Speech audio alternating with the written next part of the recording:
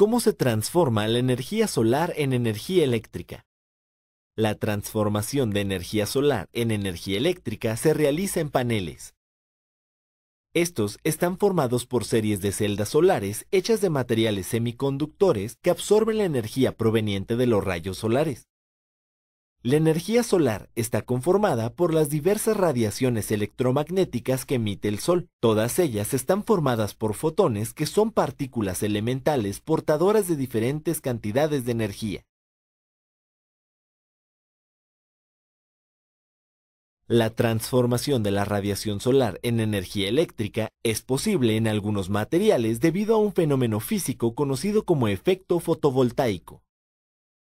Dependiendo de la energía que porten, algunos fotones son reflejados, otros atraviesan el material y los absorbidos transmiten su energía a los electrones del material semiconductor, produciendo así una corriente eléctrica. Entre más fotones absorba un semiconductor, mayor será su eficiencia de conversión de energía solar en energía eléctrica. Estar al tanto de estos principios básicos de funcionamiento te permitirá tomar en cuenta las consideraciones necesarias para realizar la instalación que obtenga el máximo desempeño de los paneles solares.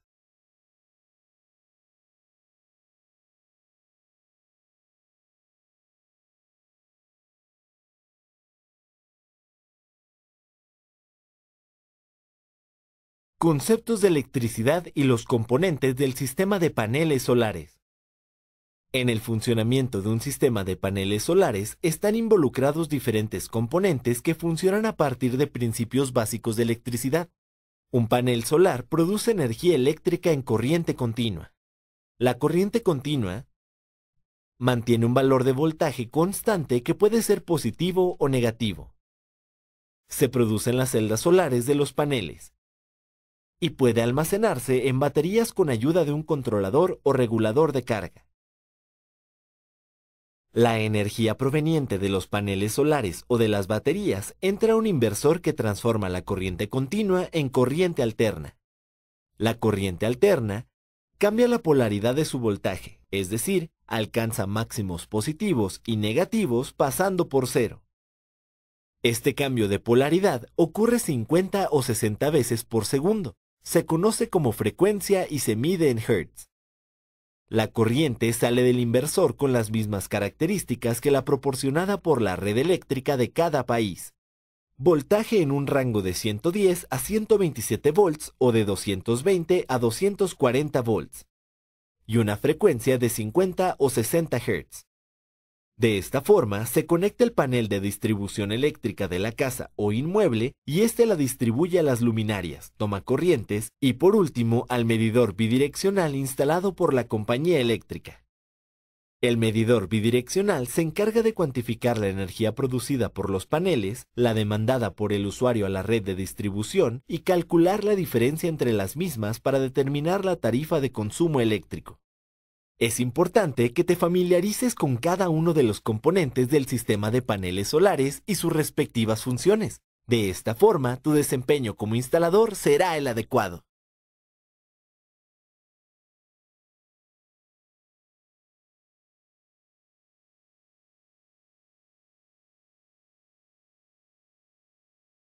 Consideraciones geográficas.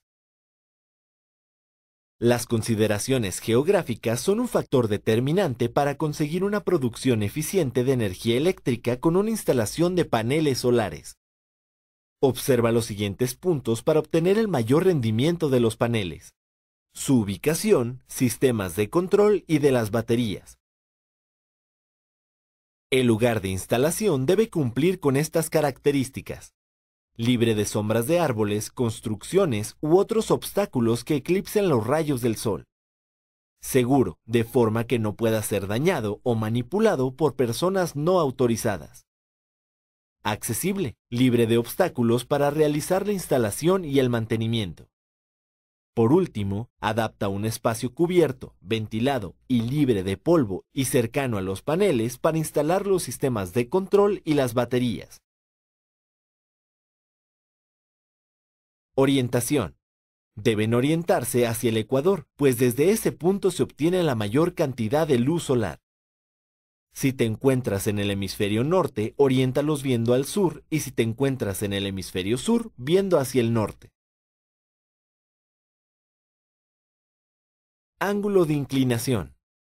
Lo ideal es que este ángulo coincida con la latitud del lugar donde se instalará el panel. Obténla con ayuda de un mapa satelital en Internet. De esta forma, localiza la ubicación del lugar en el mapa. Revisa la dirección URL del mismo. En ella aparecen dos números separados por una coma y un signo menos. Por ejemplo, el domicilio del cliente se encuentra en 19.39 grados de latitud y menos 99.28 grados de longitud.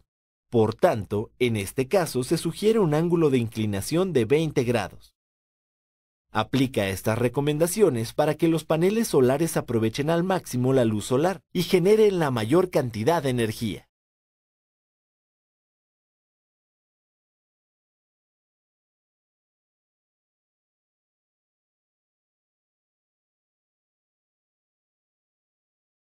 Uso del multímetro. El multímetro te será útil para determinar posibles fallas en el funcionamiento del sistema fotovoltaico, ya que mide voltaje, corriente, resistencia y continuidad eléctrica. Las partes que lo componen son cables con punta, bornes de conexión, perilla de selección y pantalla. Al realizar cualquier medición, asegúrate de que el cable negro esté conectado a la terminal COM.